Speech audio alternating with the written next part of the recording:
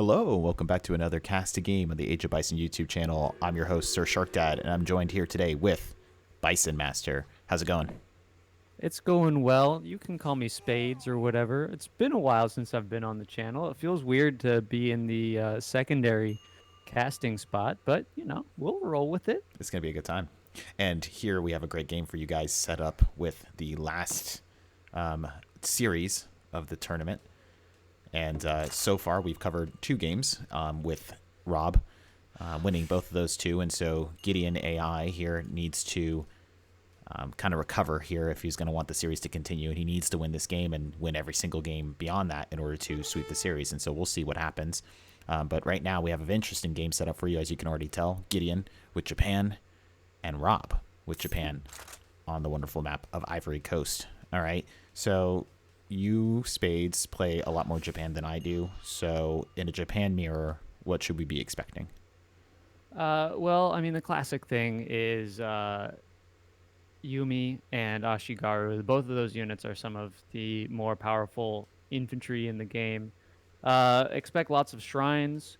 Early consulate here from Gideon looks like he might be going that way, and obviously the consulate's already up with port. So both of these players looks like they're going to be playing relatively economically in terms of what they're going to be doing. Lots of shrines, lots of wood. Yumi. That's kind of what I'm expecting here. Although I'm looking at the deck from Gideon here. It says ebony and ivory, so water. Lots of water. So again, he's going to be chopping wood already for the shrine, so it makes sense. Now, we also have seen him that he has a penchant for the use of outlaw units, right? So we're starting to see a little bit of that here in this deck, in where he has quite a few options, very economically heavy, but it does look like he does have outlaw options. And so right now, fishing boats coming in. Let's go see where he drops them. 3 right there. And I do kind of have to agree with Gideon here that the 3 boat shipment, if there's water available as Japan, you should always have a deck, even if it's just replacing what your first card normally is on a land deck with the 3 fishing boats. Then you should do that because it's just a better card, in my opinion. Taking a look at Rob, who's played a lot more standard in these past couple of games. So taking use of some of the newer cards here, but so far I'm not seeing anything crazy. Pretty standard. Nothing particularly crazy. We do see 7 Lucky Gods, which the finals of this tournament was performed on the most recent patch, the March update patch, although the rest of the tournament was played not on this patch, interestingly enough. But 7 Lucky Gods being moved into Age 1, so obviously your shrines are going to be able to generate XP instead of resources, so that's going to be something to look into, aging up with the Tishogu Shrine. And he's slapping that right on top of that hunt that's right there, so that'll be nice. He should be able to get all 8 of those animals as long as it goes up pretty fast. And he's going with Tori. Gideon going up with Torii Gates, so that will provide the military rickshaw and a XP bonus for kills and building destructions. Stop scouting. Let's see what he can see. Oh, yeah. Some friendly banter. Yeah, I mean, it looks like Gideon hasn't done too much scouting. He spent most of his time on his side of the map, yeah. probably finding, keeping his explorers together, but just probably finding treasures. And there's the monastery right there. So I mean, we have a pretty popular video on the channel where he actually uses a great deal of desert archers to great effect on a different map against Malta earlier in the tournament. So I'm wondering if we'll see a similar play here with the Outlaws.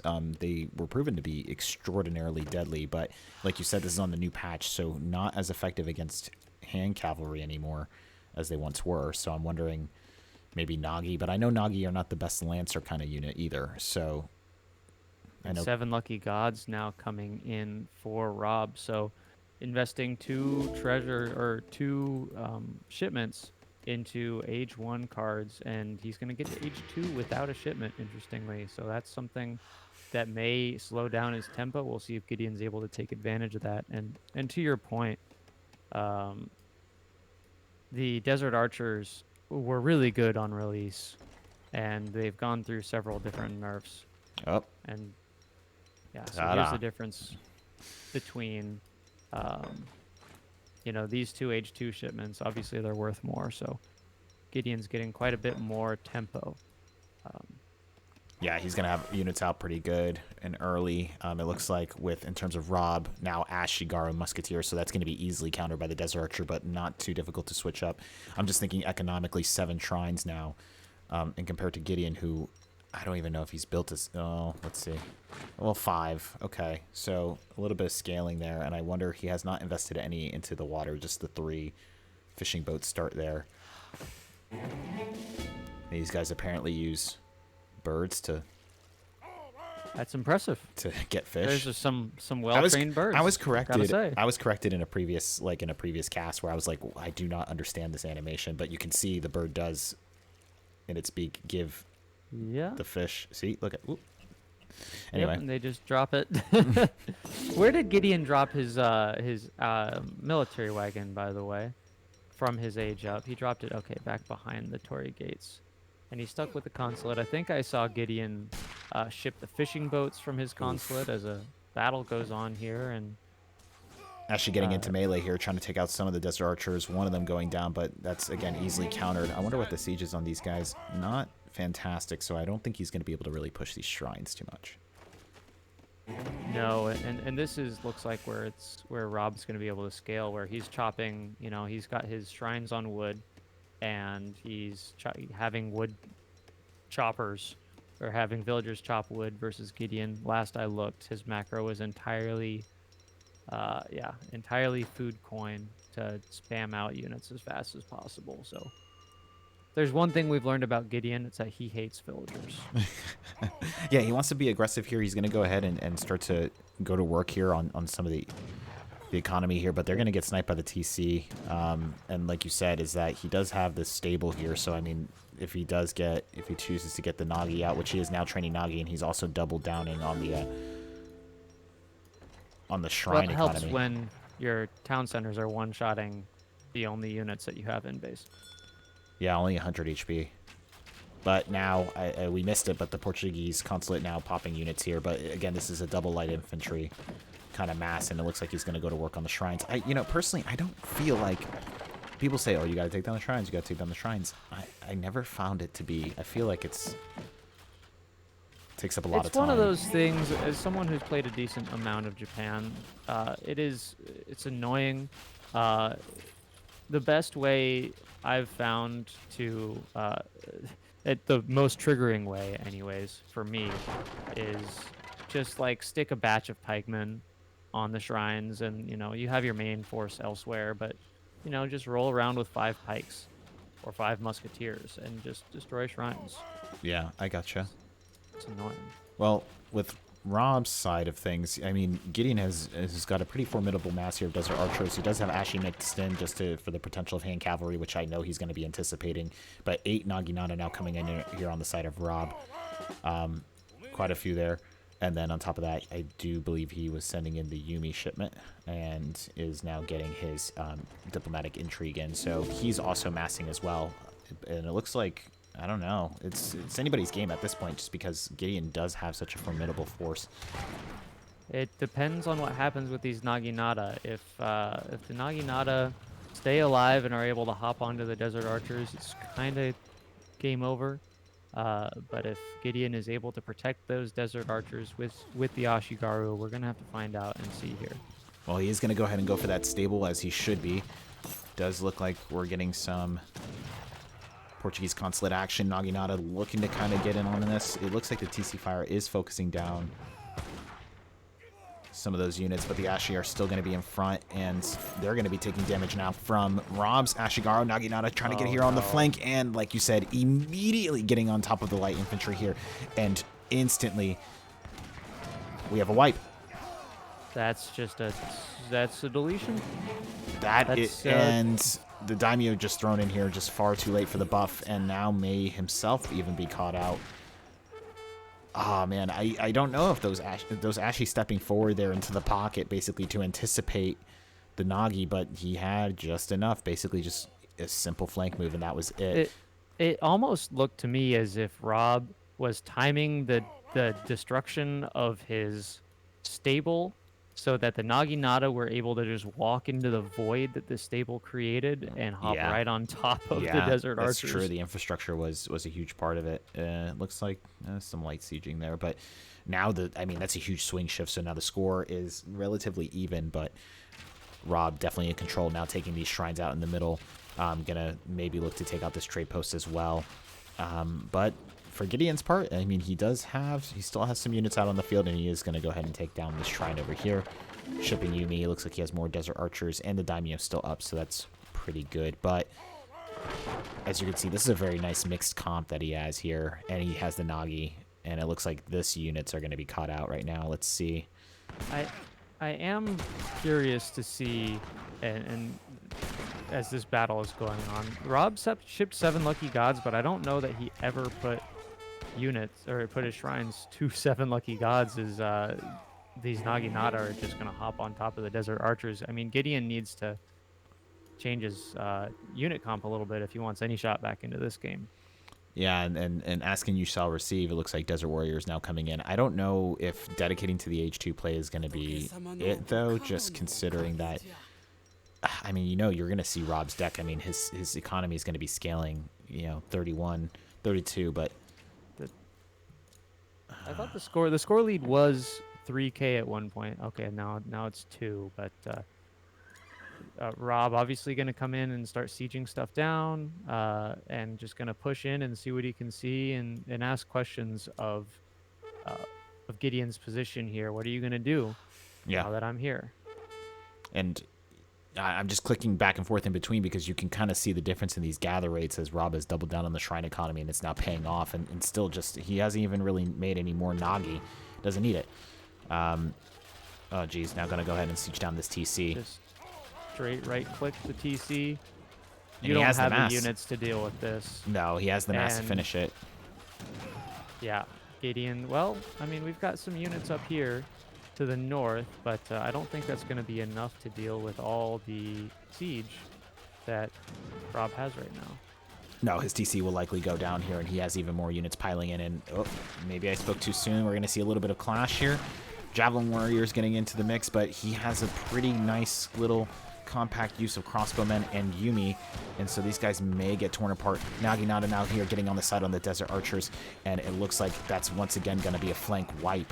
Yumi just kind of middling into the middle here, and Daimyo maybe trying to get his buffs off and trying to get some more units in, but insult to injury, Rob just sending in even more Nagi, and Gideon has nothing behind this. That's a wipe. And There's another too wipe. many Ashi left in the mass, and that town center is not long for this world.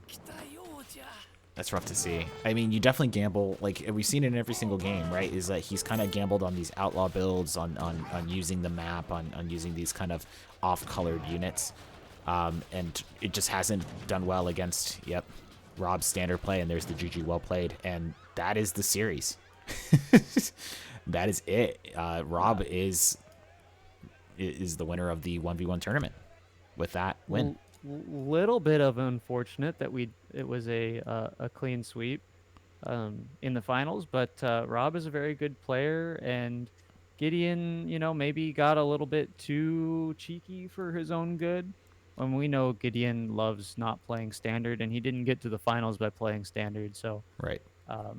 he stuck with what he knew, and unfortunately, I guess it just didn't work out for him.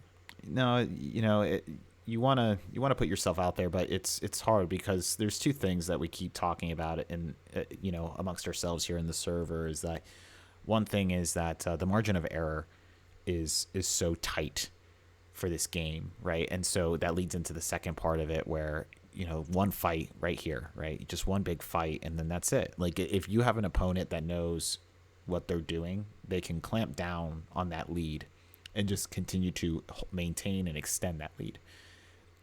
And so, and to that point, even if all that Rob had was those 8 Naginata and Minutemen, Like if he didn't have the Ashigaru behind it, if all he had was the Minutemen and the Naginata, Yeah. the micro that Rob was able to execute right there to hop the Naginata on top of the Desert Archers there and get the complete wipe. Like maybe Rob doesn't do a complete wipe if that's all he has is 8 Naginata, but that's definitely a fight that he wins and is able to come back um, and work his way back into the game simply because, like you said, he doubled down on economic shipments, sending, I think, the 4 Shrine Wagons twice.